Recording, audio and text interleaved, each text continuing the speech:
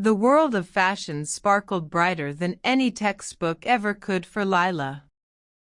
At 19, she was tall, slim, and stylish, always seen in her favorite black t-shirt and jeans. Her phone was filled with fashion blogs, Instagram reels, and online shopping carts waiting to be checked out. Her desk at home told the whole story. Piles of glossy magazines with models draped across them lay stacked over unopened notebooks. Pens had rolled under the chair, untouched for days.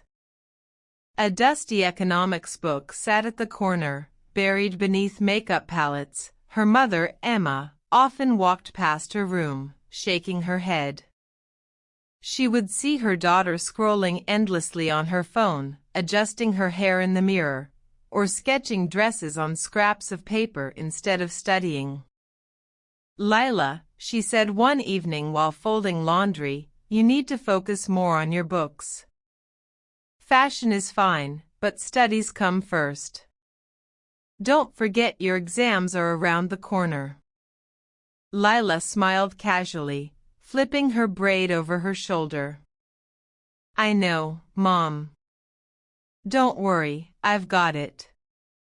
But she didn't. A week later, the results came out at college.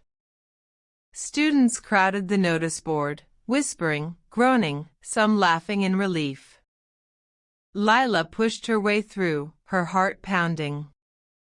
When her name appeared on the list, her eyes froze. Fail, fail, fail again. Her throat tightened. She quickly grabbed her report card from her teacher, glancing at the ugly red marks. Complete failure. The paper trembled in her hand as she shoved it deep into her bag. Her friends chatted happily around her, some complaining about low marks, others celebrating. But for Lila, the world felt like it had collapsed. "If Mom sees this," she thought in terror. She'll be so disappointed. I can't let her know. By the time she reached home, she had made her decision. She would hide the report card. Maybe she'd think of an excuse later. Maybe she could lose it. Anything was better than facing her mother's disappointment right now. For a few days, things went smoothly. Emma asked casually one evening, "Did you get your results back yet?" Lila, sitting cross-legged on her bed in her black t-shirt and jeans, scrolling through fashion reels, froze for half a second. Then she forced a smile. "No, not yet. Teachers said they're still compiling." Emma raised an eyebrow but said nothing.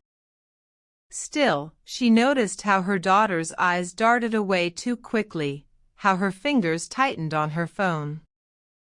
A mother's instincts never lie. Each day after, Emma asked again, and each time Lila brushed it off. Her mother's suspicion grew heavier. One Saturday afternoon, Emma was tidying the house. She gathered laundry from Lila's room, shirts, jeans, socks scattered across the floor. With a sigh, she picked up the pile and reached for the black backpack half hidden under the bed. She unzipped it to check for clothes inside, but instead her fingers brushed against folded paper. Curious, she pulled it out. It was the report card. The moment Emma's eyes landed on the grades, her breath caught. Failing marks, every subject. A mother's heart always hopes, but here the truth was undeniable. Her hands trembled slightly as disappointment sank in. But what struck her even more was not the failure, it was the hiding. The deliberate deception. Emma set the laundry aside, the report card clutched in her hand, and marched to the living room where her daughter lounged on the sofa, flipping through a fashion magazine. "Lila," Emma's voice was sharp. The girl looked up, startled. "Yes, Mom?" Emma held up the paper like evidence in a trial. "Care to explain this?" Color drained from Lila's face. She sat up quickly, her braid falling forward. Mom, I can explain. Explain what? Emma cut her off, her voice calm but firm. That you failed?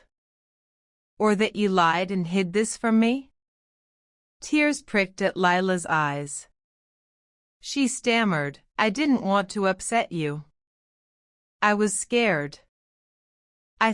You thought hiding the truth would make it go away? Emma's eyes blazed with disappointment. Do you know how hard your father and I worked to give you everything? And instead of trying, you waste your time on fashion videos and lies? Lila's voice cracked. But fashion is my passion. I can't focus on boring lectures when all I want is to design, to create. Passion without discipline is nothing, Emma snapped. Dreams are fine, but not when you throw away responsibility. And lying to me? That is something I will never accept. Emma dragged a sturdy wooden chair into the center of the room. Her voice was steady, final. You've chosen to deceive me. Now you'll understand what that costs.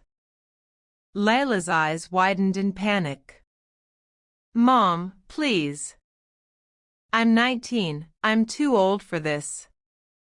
No one is too old to face the consequences of their actions, Emma replied. She sat on the chair, paddle in hand, and pointed. Come here. Lila backed away, clutching the magazine to her chest like a shield. No, Mom, please. I said I'm sorry. I won't do it again. Sorry without truth is empty, Emma said firmly. She stood, grabbed her daughter's wrist, and guided her across her lap. The black t-shirt and jeans did nothing to protect her from what was coming. The first swat of the paddle landed with a loud crack.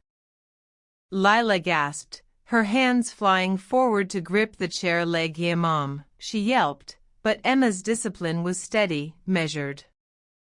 The paddle rose and fell, each swat sharp, echoing in the quiet living room.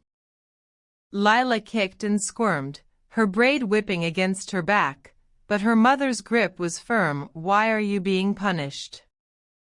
Emma asked between swats. Because I hid the report card. Lila sobbed, and why else? Because I failed my exams. The paddling continued, each stroke searing the lesson deeper than words ever could. Tears streamed down Lila's cheeks, her voice breaking as she cried out apologies. At last, Emma set the paddle aside. She rested her hand gently on her daughter's back, her voice softer now. That is enough. Stand up. Lila rose shakily, her cheeks wet with tears, her hands brushing at her jeans as if to soothe the sting. She couldn't bring herself to look at her mother. Lila, Emma said gently, lifting her daughter's chin. Do you understand why this had to happen? Yes, Mom, she whispered, voice trembling. Because I lied. Because I wasted time. Because I failed. And because, Emma added, you thought your passion excused your dishonesty. Passion is good, but truth and responsibility must come first. Do you understand that? Lila nodded quickly, her braids slipping over her shoulder. I do. I promise I'll study harder. I'll balance both. I won't lie again. Emma's stern expression softened. She pulled her daughter into a hug, holding her close. I only discipline you because I love you. I cannot stand by and watch you ruin your future. If fashion is truly your dream, then prove it by being strong enough to handle both worlds. Layla clung to her, sobbing softly. I'm sorry, Mom. I'll do better. I promise. That night, Lila sat at her desk, the paddle's stings still fresh, the report card lying open in front of her. For the first time in months, her fashion magazines were stacked neatly aside. Her black t-shirt clung to her shoulders as she hunched over a notebook, finally writing notes from her textbook. Her phone buzzed beside her with a new post from her favorite fashion blogger. She glanced at it, tempted, then turned it face down. The echo of the paddle, the tears, the shame, it all lingered, reminding her that shortcuts and lies led only to pain. As midnight struck, she whispered to herself, I'll prove I can do this. Fashion and studies. No more hiding. The hidden report card had been exposed, but so had the truth she needed most, that real success requires honesty, effort, and discipline, and this time, she would not forget.